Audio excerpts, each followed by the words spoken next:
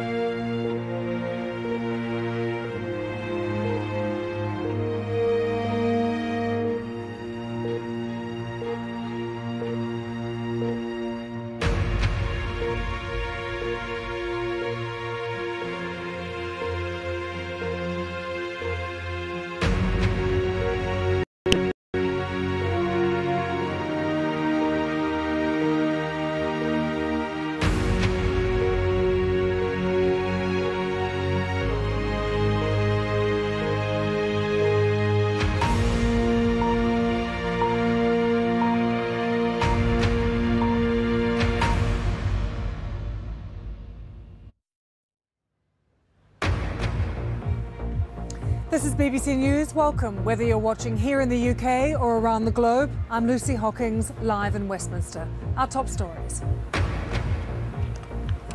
A minute's silence is held for Queen Elizabeth as people across the UK reflect on her life and legacy.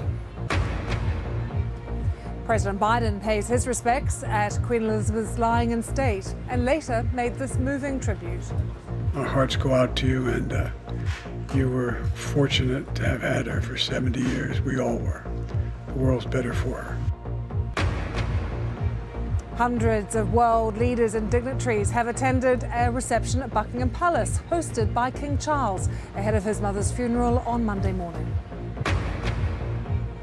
And this is the scene here live at Westminster as the opportunity for people to pay their respects at the lying in state enters the final hours. Among the 2,000 guests for the funeral at Westminster Abbey are members of the public who have been preparing for the solemn occasion. Fairly choked up. Emotional is probably the main word. Yeah, honoured and emotional.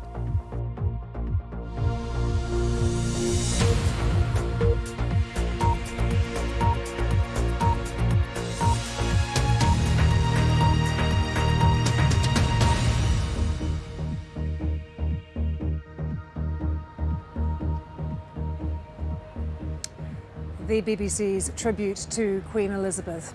A national minute silence has been held for Queen Elizabeth, a moment to reflect on her life, her reign and her legacy on the eve of her state funeral. After 10 days of national mourning, days which have seen hundreds of thousands of mourners gathering to pay their respects, waiting patiently outside the royal residences, the bustle and rehearsal of ceremonial events and many public appearances by the royal family. An hour ago, millions of people in the UK and beyond fell still and silent in poignant tribute. Those people still queuing here also joined in the silence. Thousands are still in line. They are waiting still, so patiently, to pay their respects to Her Majesty as she lies in state in Westminster Hall. Earlier, they were joined by President Biden, the First Lady Jill Biden, and next to them, the US Ambassador to London, Jane Hartley. Mr. Biden was one of 14 US presidents in office during the Queen's 70-year reign, and she met them all, except Lyndon Johnson. And this evening, President Biden joined other heads of state who were at a reception at Buckingham Palace, hosted by King Charles III and Queen Consort Camilla. It comes as world leaders are all gathering here in London ahead of the state funeral that will be held at Westminster Abbey tomorrow morning. He signed a book of condolence, President Biden, for Queen Elizabeth, and he paid this moving tribute.